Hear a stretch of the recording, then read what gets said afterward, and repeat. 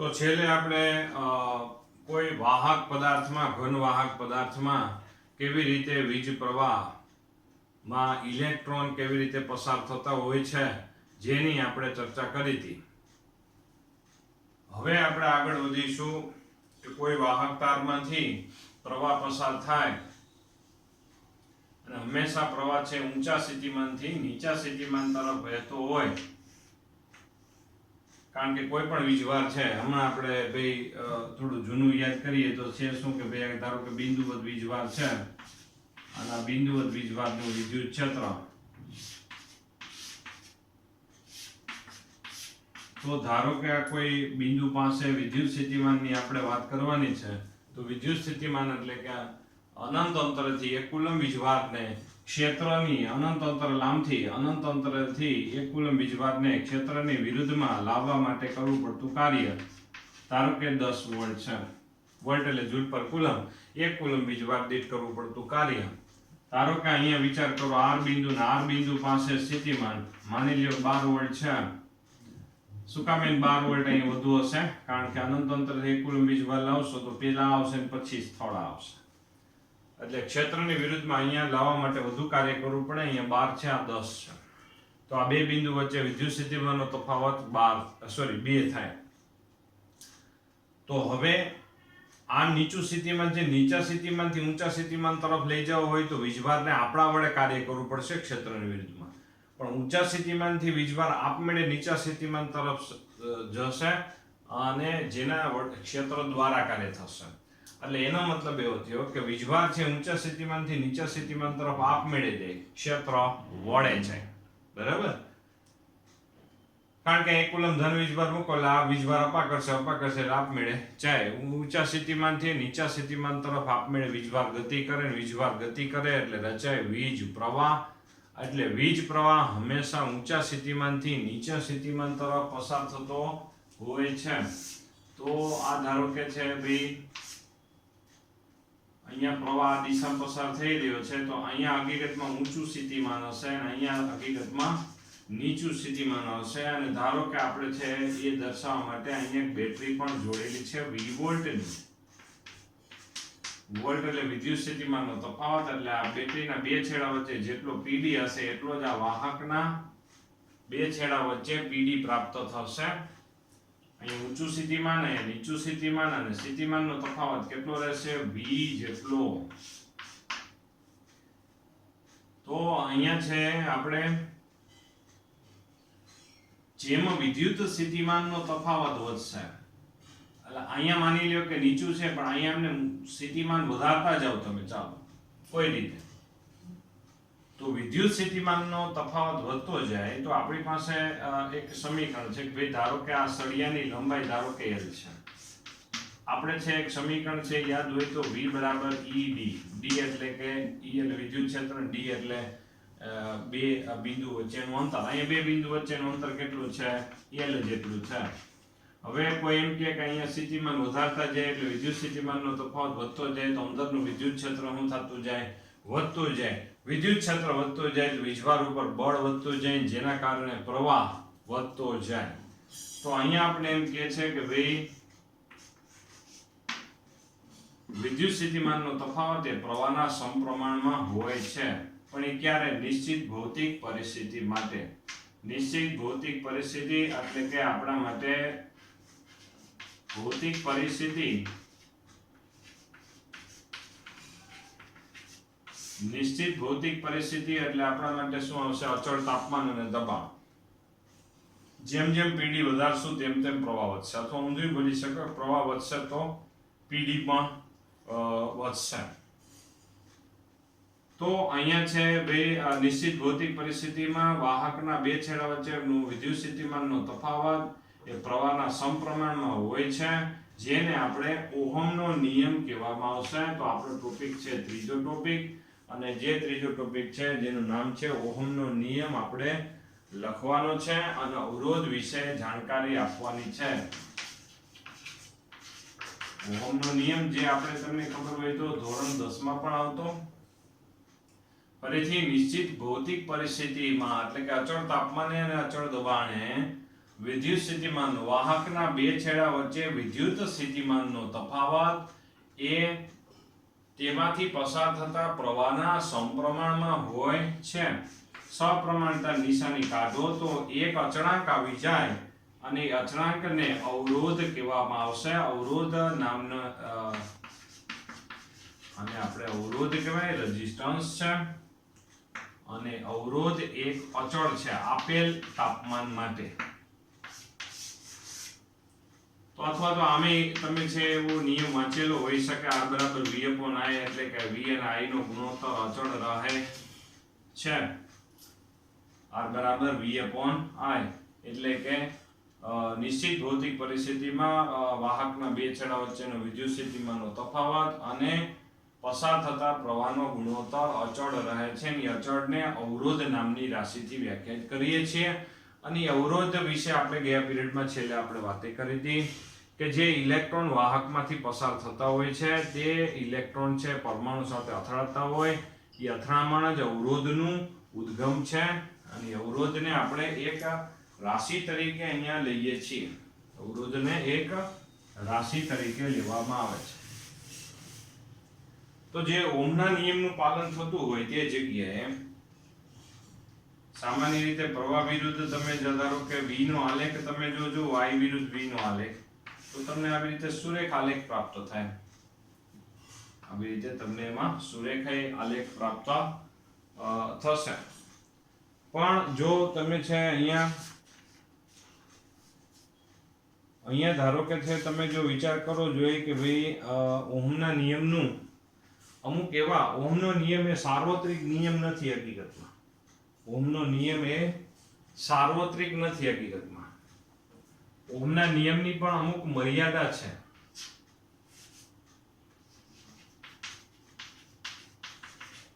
ઓહમનો નિયમ સાર્વત્રિક નથી. તો ઓહમના નિયમની અહીંયા છે આપણા માટે મર્યાદા છે. અત્યારના ચેપ્ટરમાં મર્યાદા અહીંયા જે ટોપિક ટોટલી આપણે 14મું ચેપ્ટર ધોરણ 12 નું એના ઉપર આધારિત છે, અર્ધવાહક ઉપર આધારિત છે. કે જો I અને V નો જે આલેખ હોય છે એ I અને V નો આલેખ હકીકતમાં સુરેખ મળે તો ઓહમના નિયમનું પાલન થાય. ઓહમનો નિયમ એટલે કે V અને I બે એકબીજાના સમપ્રમાણમાં રહે. અને સમપ્રમાણમાં તો જ રહે કે જો તમે તાપમાન દબાણ અચળ રાખેલું હોય તો ઘણે તાપમાન દબાણ તમે અચળ રાખો તેમ છતાં પણ હકીકતમાં અહીંયા શું થાય છે કે ભાઈ આલેખ અહીંયા સુરેખ ન મળતા હોય, આવી રીતે વક્ર આલેખ મળે, તો આપણે કહેશું કે અહીંયા ઓહમના નિયમનું પાલન થતું નથી. બીજા આવા આલેખ આપણે બે અર્ધવાહકો વાળી જે રચના છે, અર્ધવાહક વાળી જે રચના છે આપણી, એ અર્ધવાહક વાળી રચનામાં આપણે છે જે આલેખો મેળવીએ છીએ પીએન જંકશન ડાયોડ માટે આપણે ચેપ્ટર નંબર 14 માં આલેખ મેળવશું જ. જે આલેખ આ ટાઈપનો આવશે, I વિરુદ્ધ V નો આલેખ છે અને આવી રીતનો આલેખ મળે જેમાં તમને જરાય આ સુરેખ જોવા મળતો નથી. એટલે કે નિશ્ચિત ભૌતિક પરિસ્થિતિમાં V અને I નો ગુણોત્તર આમાં અચળ જળવાતો નથી, અથવા તો V અને I એકબીજાના સમપ્રમાણતામાં રહેતા નથી. અહીંયા ઓહમના નિયમનું પાલન થઈ શકે નહીં. આવા બીજા આલેખ પણ છે જે તમે જોઈ શકો. ત્રીજો આલેખ જો જે આવી રીતે આપવામાં આવે છે, I વિરુદ્ધ V ના આલેખ છે, આવી રીતે છે. તો અહીંયા છે તમે જોઈ શકો કે અલગ અલગ સ્થિતિમાને તમને પ્રવાહ પણ સમાન પ્રાપ્ત થાય. તો એનો મતલબ કે અવરોધનું મૂલ્ય સમાન પ્રાપ્ત થતું નથી એવું આપણે વિચાર કરી શકાય. બરાબર. તો ઓહમના નિયમની મર્યાદામાં છે શું જોવું જોઈએ કે ભાઈ અહીંયા છે ભાઈ જો આલેખ છે એ સુરેખ ન મળતો હોય ત્યાં ઓહમના નિયમનું પાલન નથી થતું. બીજું છે પ્રવાહના મૂલ્યો છે V ની સંજ્ઞા પર આધાર રાખે. V ની સંજ્ઞા એટલે કે ધન વોલ્ટેજ હોય આ બાજુ તો એ પ્રમાણે, ઋણ વોલ્ટેજ એટલે બેટરી ઊંધી જોડો તો કંઈક જુદું થઈ જાય. જો પ્રવાહના મૂલ્યો V ની સંજ્ઞા પર આધાર રાખતા હોય તો આવા સંજોગોમાં ઓહમના નિયમનું પાલન થતું નથી. જુદા જુદા પીડી માટે પ્રવાહના મૂલ્ય જો સમાન મળતા હોય તો આવા સંજોગોમાં ઓહમના નિયમનું પાલન થતું નથી. ટૂંકમાં વાત કહેવાય કે જ્યાં આલેખ V અને I નો આલેખ છે એ વક્ર અથવા તો એક જ શબ્દ આપણે સુરેખ ના મળે ત્યાં ઓહમના નિયમનું પાલન નથી થતું. આ બધા આલેખ છે એ આપણે ચેપ્ટર નંબર 14 અર્ધવાહક માટે આપણે આવશે. અત્યારે ચેપ્ટર નંબર 3 એ માત્ર આપણે વાહક પદાર્થ માટે જ વિચાર કરશું અને જ્યારે પણ ભૌતિક પરિસ્થિતિ અચળ રાખશું એટલે ઓહમના નિયમનું પાલન થશે જ. એટલે અત્યારે જે ચેપ્ટર ભણવાના છે ત્રીજું, ચોથું, પાંચમું એમાં બધામાં ઓહમના નિયમનું પાલન થાય એવી જ અહીંયા સ્ટોરી આવે છે. બરાબર. તો આ ઓહમના નિયમની જે મર્યાદા હતી અને જે મર્યાદા છે એ આપણે ટોપિકમાં આપણા લીથામાં જો 6 નંબરનો ટોપિક છે તે આપણે મર્યાદાની વાત હતી. 6 નંબરનો અત્યારે ત્રીજો અને 6 નંબરનો ટોપિકની આપણે વાતો થઈ એમ આપણે કહી શકાય. ઓહમના નિયમની આપણે વાતો થઈ અને સામે આપણે ચર્ચા કરી કે ઓહમના નિયમની મર્યાદા. હવે આપણે છે અવરોધના મૂલ્ય કોના ઉપર આધારિત છે એની આપણે ચર્ચા કરવાની છે. જોવું જોઈએ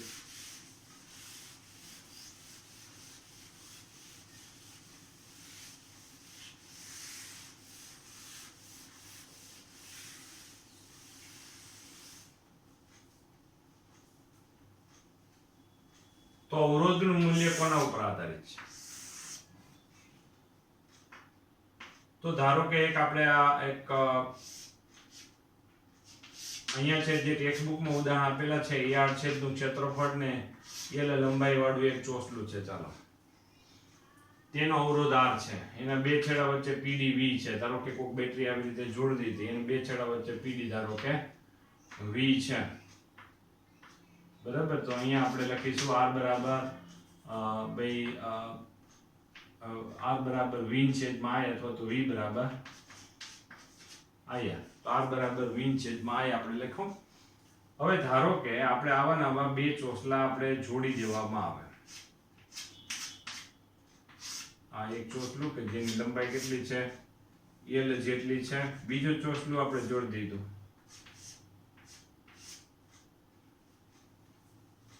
તો એની લંબાઈ L છે. આ છેદનું ક્ષેત્રફળ છે. હવે આને આ બેટરી આમાં જોડી દો તો થાય શું? હકીકતમાં પ્રવાહ તો એને જ રહેશે કારણ કે આડછેદ તો એને જ રહ્યો. આપણે તમને ખબર હોય તો પ્રવાહની વ્યાખ્યા કોઈ આડછેદમાંથી પસાર એકમ સમયમાં પસાર થતા વીજભારના જથ્થાને વીજ પ્રવાહ કહેવામાં આવશે. અહીં આડછેદ એને જ છે તો પ્રવાહમાં કાંઈ ફેર નહીં પડે. પણ થશે શું પરિસ્થિતિ? વિદ્યુત સ્થિતિમાનનો તફાવત બમણો થઈ જશે. કારણ કે V બરાબર EL પ્રમાણે વિચાર કરો તો અહીંયા શું થઈ ગયું? હકીકતમાં 2L થઈ ગયું. એટલે વિદ્યુત સ્થિતિમાનનો તફાવત હવે અહીંયા શું થઈ જશે? પેલા કરતા બમણો થઈ જશે. તો V છેદમાં I બરાબર વિચાર કરો પ્રવાહ અહીં નહીં રહેવાનો છે. V છેદમાં R બરાબર એટલે હકીકતમાં શું થઈ ગયું? અવરોધ બમણો થઈ ગયો. એનો મતલબ એવો થયો કે જો લંબાઈ વધારો તો અવરોધનું મૂલ્ય વધી જશે. તો આમ અવરોધના મૂલ્ય છે એ લંબાઈના સમપ્રમાણમાં છે એવું સાબિત થાય છે. બીજું હવે આને બે કટકા કરી નાખો. આ એક છે એનો આપણે વચ્ચેથી અડધું કટકો કરી નાખો. ચાલો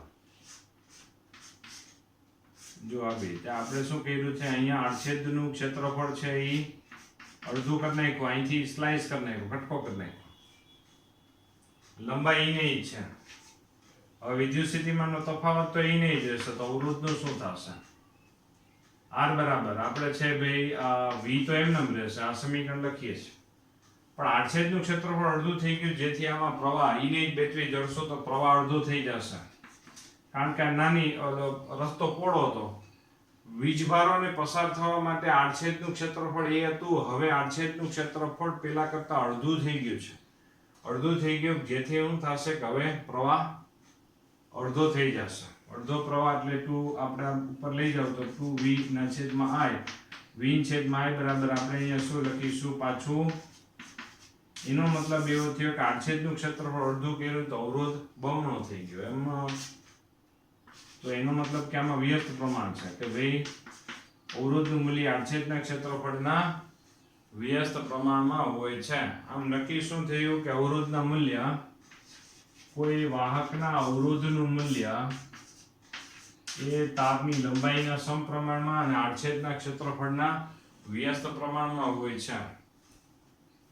સપ્રમાણતા નિશાની કાઢો તો એક અચળાંક આવશે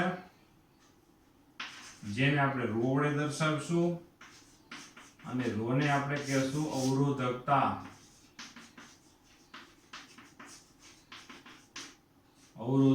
અને અવરોધકતાના વ્યસ્તને આપણે વાહકતા પણ કહેવામાં આવશે.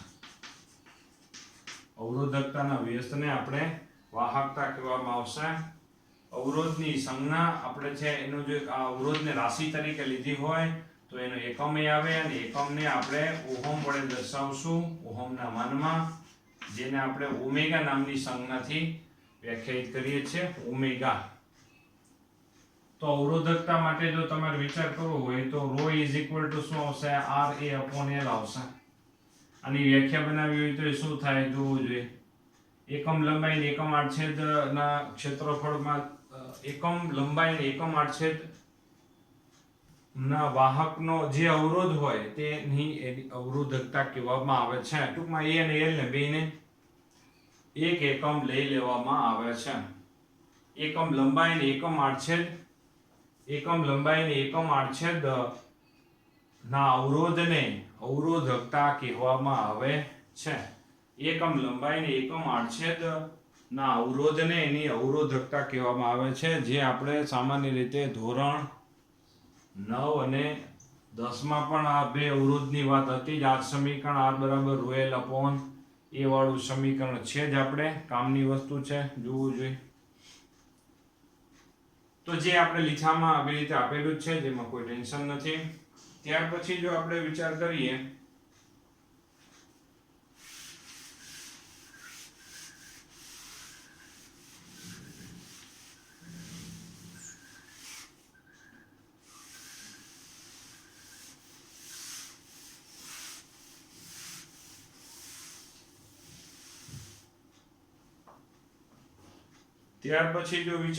તો અહીંયા આવશે આપણા માટે ભાઈ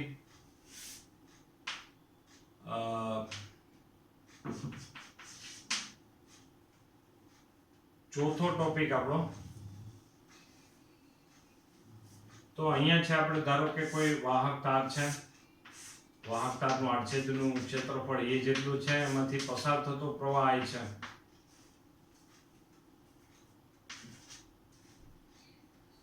તો ધારો કે અત્યારે સમજો કે ભાઈ આ ધારો કે આડછેદનું ક્ષેત્રફળ 2 એકમ, કેટલું? 2 એકમ. તો 2 એકમ આડછેદના ક્ષેત્રફળમાં પ્રવાહ પસાર થાય છે 4 એકમ. 2 એકમ ક્ષેત્રફળમાંથી આડછેદમાંથી કેટલો પ્રવાહ પસાર થાય છે? 4 એકમ. તો એકમ આડછેદમાંથી કેટલો પ્રવાહ પસાર થતો હશે? 2 એકમ આડછેદમાંથી 4 એકમ પ્રવાહ. એકમ આડછેદમાંથી કેટલો? તો તમે જવાબમાં આવશે મગજમાં 2 એકમ પ્રવાહ પસાર થતો હોય તો એ કેવી રીતે જવાબ મળશે? I ને I વડે E વડે ગુણીને ભાગી I ને A વડે ભાગી નાખો તો એકમ આડછેદમાંથી વહેતો પ્રવાહ મળશે અને જેને પ્રવાહ ઘનતા નામની રાશિથી વ્યાખ્યાયિત કરાય અને એકમ એનો આવશે એમ્પિયર પર મીટર સ્ક્વેર આવશે. પ્રવાહ ઘનતા જે વડે આપણે દર્શાવીએ છીએ, જે બરાબર I ના છેદમાં A. તો I બરાબર આપણે અહીંયા J * A. આની વ્યાખ્યા બનાવી તો બને કે ભાઈ એકમ આડછેદમાંથી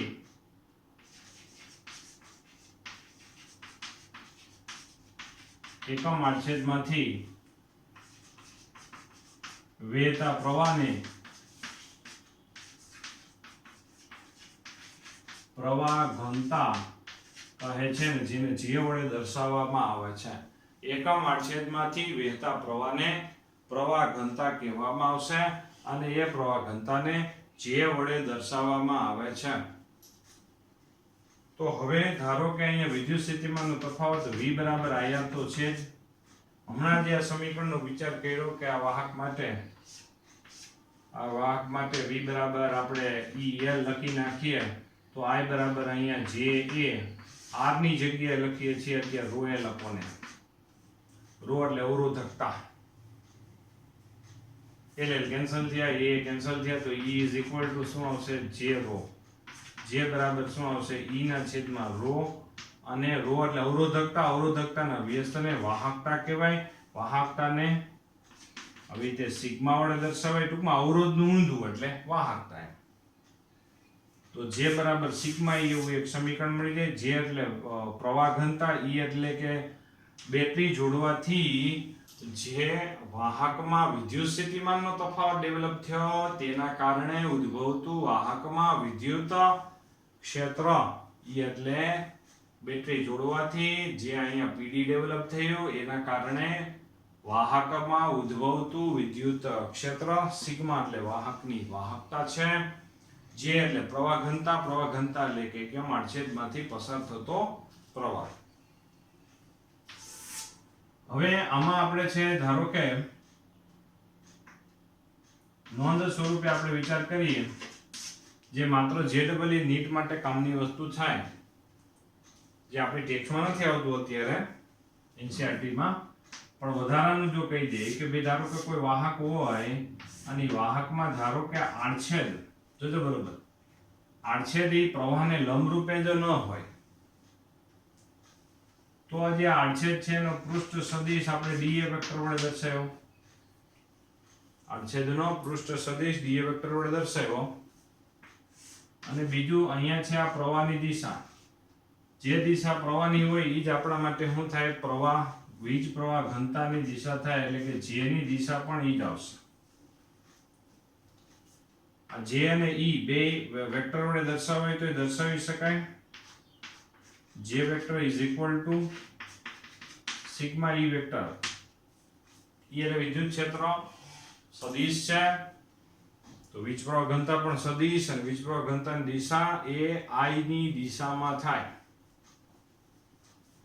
તો હવે તમે જુઓ જોઈએ કે અહીંયા છે આપણા માટે આ dA નો I ની દિશામાં એટલે કે J ની દિશામાં ઘટક કયો થાય? dA cos θ. અહીંયા થીટા આપણે જો દર્શાવી દીધો, જો આ થીટા આપણે દર્શાવ્યો. આકૃતિ થોડીક મોટી દર્શાવીએ જેથી તમને ખ્યાલ આવે, કારણ કે નોંધ સ્વરૂપે છે, તમને આ વસ્તુ ક્યાંય બીજે જોવા ન મળે એવું બને.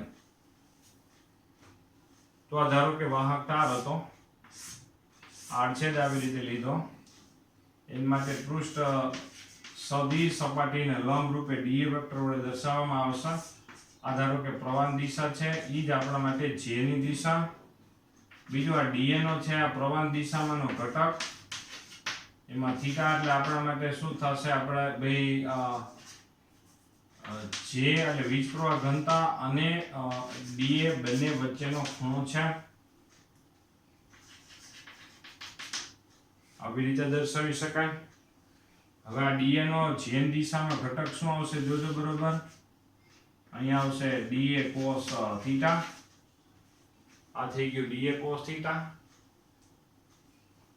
તો અહીંયા આ સમીકરણ હવે કેવી રીતે લખાશે? J બરાબર સૂક્ષ્મ ખંડ માટે વિચાર કરીએ તો એમાં પસાર થતો પ્રવાહ dA હોય, અને નાનો એવો ખંડ આપણે આનો પસંદ કરીશું. નાના એવા ખંડ માટે dA cos θ. તો dI is equal to J dA cos θ. આનો આપણે ભાઈ સંકલન કરીએ તો I મળી જાય, અને આપણે આમ ભાઈ લખી શકાય J ડોટ dA વેક્ટર. શું કામ? J ની દિશા અને dA ની દિશા વચ્ચે બનતો ખૂણો થીટા છે, અને cos માટેનો સંબંધ એટલે J ડોટ dA વેક્ટર થાય. તો અહીંયા આમે લખી શકાય J ડોટ dA. બરાબર. તો અહીંયા છે આવી રીતે આ પ્રવાહનું સમીકરણ, જે માત્ર નોંધ સ્વરૂપે છે. કોઈ જગ્યાએ જો પ્રવાહ અનિયમિત રીતે કોઈ આડછેદમાંથી પસાર થતો હોય તો આ J ડોટ dA એટલે શું થશે? એક ખંડ, નાનો એવો જે ખંડ છે એમાં વહેતો પ્રવાહ, અને પછી દરેક ખંડમાં વહેતા પ્રવાહનો સરવાળો કરો એટલે સમગ્ર આડછેદમાંથી વહેતો પ્રવાહ, કુલ પ્રવાહ તમને મળી જશે.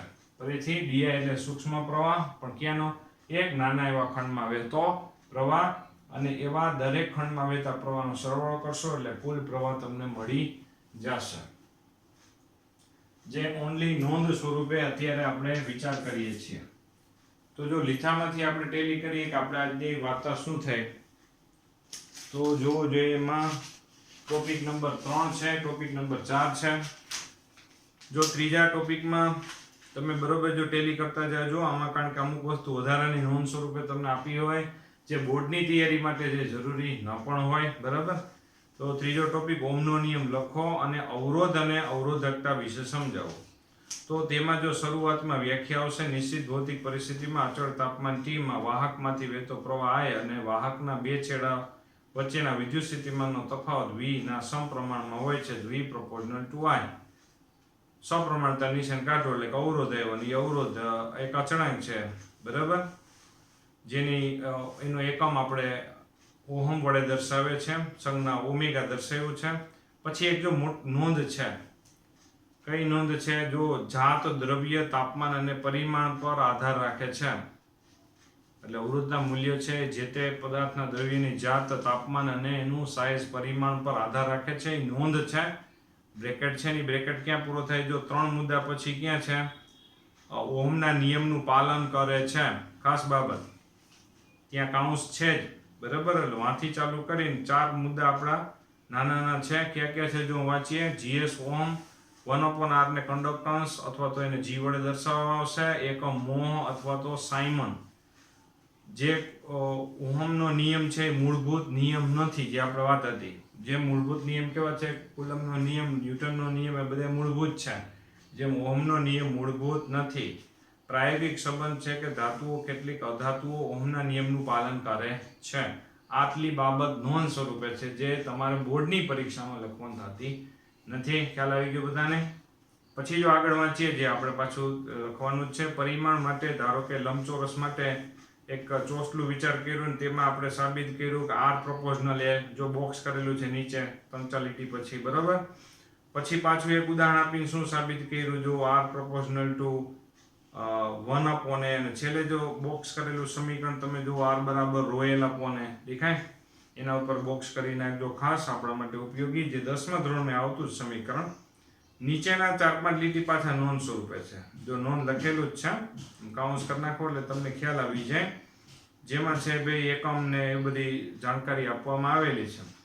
ચોથા ટોપિકમાં તમે જોવો જોઈએ, એકમ ક્ષેત્રફળ દીઠ વહેતા પ્રવાહને પ્રવાહ ઘનતા J વડે દર્શાવવામાં આવશે. J બરાબર I ના છેદમાં A વડે આપણે વાત કરી શકાય આવી રીતે, બરાબર. પછી V બરાબર IR, પછી આ R ની કિંમત મૂકી, પછી V ની કિંમત મૂકી, અને તમને છે ભાઈ J બરાબર સિગ્મા E એવું મળે છે ને. સિગ્મા એટલે કંડક્ટિવિટી અથવા ગુજરાતીમાં વાહકતા કહેવામાં આવશે. એનો એકમ આપ્યો છે ઓહમ મીટર ઇનવર્સ અથવા તો સાયમન મીટર ઇનવર્સ અથવા મોહ મીટર ઇનવર્સ.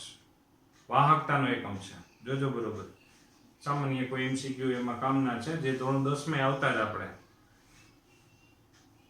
જે એક અદિશ રાશિ છે એવું વર્ણન થયું છે, જે એક સદિશ રાશિ છે. જે અને E ની અહીંયા જે એ સદિશ રાશિ છે, પ્રવાહ અદિશ રાશિ આપણે તરીકે વર્ણન કર્યું છે, અને દિશાની ક્યાંય આપણે ચર્ચા કરતા નથી. પણ અમુક વખતે આપણે છે જ્યાં પ્રવાહ પસાર થતા હોય ત્યાં ચુંબકીય ક્ષેત્ર દર્શાવવા માટે આપણે શું કરવું પડશે? ત્યાં પ્રવાહને સદિશ સ્વરૂપે પણ લેશું, જે તમે ચોથા ચેપ્ટરમાં જોવો જ છો, બરાબર. ત્યાર પછી આપણે ભાઈ આ ટોપિક હતો, છઠ્ઠો ટોપિક છે ઓહમના નિયમની મર્યાદા સમજાવો. જેમાં ખાસ લીટી કઈ કઈ હતી? જેમ કે આલેખ બધા એમાં ખાસ હતા, અને એમાં એક એક લીટી બધા એમાં ઉપયોગી એટલે કે કામની વસ્તુ હતી, બરાબર. જેમ કે જો પેલા મર્યાદામાં કે ભાઈ V અને વચ્ચેનો જે આલેખ છે એ સુરેખ ન રહેતો હોય. બીજામાં શું બીજો આલેખ છે એનો મુદ્દો કયો હતો કે V નું મૂલ્ય અચળ રાખી તેની દિશા ઉલટાવતા વિરુદ્ધ દિશામાં સમાન મૂલ્યનો પરંતુ ઉત્પન્ન થતો નથી. એટલે ખાલી V ની સંજ્ઞા બદલી નાખો, વોલ્ટેજ ઊંધા કરી નાખો, તો પ્રવાહના મૂલ્ય વિરુદ્ધ દિશામાં એટલા મળતા નથી, જુદા મળે છે. એ મર્યાદા હતી. પછી ત્રીજી મર્યાદામાં શું વાત હતી કે ભાઈ જે આલેખની નીચે તમે જોવો, જે સમાન પ્રવાહ I એ V નું 1 કરતા વધારે મૂલ્ય મળે. જેમાં આપણે આમાં આવી રીતે આલેખ આપ્યો હતો, તેમાં એક જ પ્રવાહનું મૂલ્ય જુદા જુદા વોલ્ટેજ પણ મળી શકે છે. આ મેં જે લીટી 3 જે વિચાર કરી તે અગત્યની છે. આલેખ અને 3 લીટી આટલું બરોબર યાદ રાખવાનું, બાકી કોઈ ટેન્શન લેવાની જરૂર નથી. આવી રીતે તૈયાર કરો, એકદમ સહેલું પડશે. 3 ટોપિકની આપણે આજની ચર્ચા થઈ છે, ત્રીજો, ચોથો અને છઠ્ઠો છે, બરાબર. એકદમ સહેલા છે. હવે જે આગળ ચર્ચા કરીશું, જે આપણે ધોરણ 10 ને રિલેટેડ થી આગળ વાત કરશું. અત્યાર સુધીની જે ચર્ચાઓ હતી તે ધોરણ 10 ને અનુલક્ષીને અથવા તો એના જેવી ચર્ચાઓ બધી હતી. બરાબર, તો અહીંયા સુધી આપણી ચર્ચા રાખીએ છીએ.